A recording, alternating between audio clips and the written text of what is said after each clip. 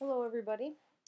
I have had a few questions about a couple of things. One of them being the final project, which is going to be a PowerPoint presentation.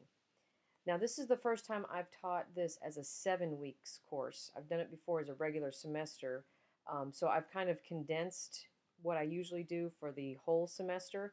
So I don't have an example for you for a 7 weeks course, but I can show you basically kind of what I'm looking for through showing you one of my exemplars from a previous class. Now, what I'm going to show you as far as the PowerPoint does not match the rubric that you have, so don't be confused by that, but just to kind of give you an idea of what I'm looking for. So what I'm looking for is a presentation. This is what your directions and your rubric is for your final project, the PowerPoint. You're going to be tracing the development of Western music from the Middle Ages to the 20th centuries up to 1945. Some people go a little bit further and share some of the music that they like, which is totally fine. I'm totally okay with that. Each time period has to have a minimum of 3 slides. And basically, how I want you to treat this is as if you were teaching this course in a nutshell to somebody, hitting all the highlights. What would it look like? Okay, so you're going to include major historical and cultural events outside of music, major works of art and or literature outside of music. One piece of music must be included for each time period, basically an example of music from that time period. You're going to need to include the link of the music. If you can insert a video to your PowerPoint presentation, but a lot of times it doesn't open for me. So if you do include the video, which is totally fine, also include the link so I can watch that as well. Um, Also, your slides have to have information, not just pictures. Okay, it can't just be a picture and a title. It's got to be a picture that actually explains what the picture is about. And then what I want you to do at the end is do basically a citation page, not page, but slide, which basically tells me where you got all your information according to the slide number. It's basically like a works cited slide. And people ask me, does it have to be APA or MLA, whatever? I don't care. Just put it in. From this slide, I got this information. I don't need all the whole bibliography format and all that. Just the slide number and then where you got the information, the link. So this is how your points are going to be counted up. Number of slides, organization, historical and cultural events. Okay, at least one historical event outside of music included and briefly described for each time period with your sources on the works cited slide. Major works of art and or literature, musical examples, you need to have one per time period. And also composers. Pick one composer from each time period and give me a little bit of information about them, what they're most known for. And then important style features for each time period. So that's your rubric. Now let me just show you, like I said, this is not going to match the rubric because this is for a full semester course. So what this person did is they had some major events from the Middle Ages, and then major works of arts. Now, what they did here is they described it on this page, and they didn't really have to do it this way, but that's just how they chose to do it. And then they went back and they had each piece of art with the picture. So if you're saying that something is a major work of art, then go ahead and put the image in there so we can see that as well. Okay, so then these are the 3 works of art. And again, it does not match your rubric. And then they also include works of literature for this time period. And then they chose 2 composers from this time period and gave me a little bit of information. And then 2 examples.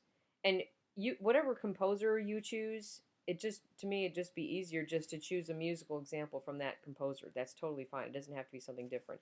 So this person posted the video onto the slide, but they also gave me the link so I can check it. And for the semester midterm, there had to be 2 examples. That's why they gave me 2 examples. And then they went on to the Renaissance. And then just kind of did the same thing for that. So basically, you're going to have a condensed version of this. And also, just kind of be careful, because one thing that I've seen, because I'm grading the midterm projects for my full semester course, which you guys don't have, some of their dates are a little bit off. Now, these are the dates for the Renaissance. Make sure that your dates for your slide presentation and for anything that you're doing as far as when you're doing your discussions, make sure that they are fitting the time period that is in the book, okay? Some people have some time periods that are a little bit off. Now, one other thing that I did want to discuss with you as well is the live performance critique. This is also going to be due on the 5th. And you really are going to have to get this one in, really both of them in. For me to get my grades in on time, these have got to be turned in on time. And this is something you could be doing now. Now, this is something you have to plan for. This is basically you're going to go to see any kind of performance and then write a critique about it according to this rubric here. And this is in week 7 of your assignments. Yeah, week 7. So this is where you would turn it in. And if you get it done early, that's great. I can get it graded early. Now, since our time is short for this 7 weeks, and there might be limited offerings for free performances, because I don't think that the free performances on the square in Mountain Home start until the end of May. But there have been performances at the school. And also, check out the local high schools and grammar schools. They have performances that's totally fine. It does not have to be, some concert that you have to pay for. It could be something free. So I would check out, you got Cotter, you've got Norfolk, Mountain Home, even Yellville. You can check out all of their concerts that are going to be coming up very soon. And if you really are having a hard time figuring out, how you can get to a performance, if you choose something from church, as long as there's live music, if you want to critique your worship team, you're more than welcome to do that. Because I know since this is a 7-week course, we have to condense things.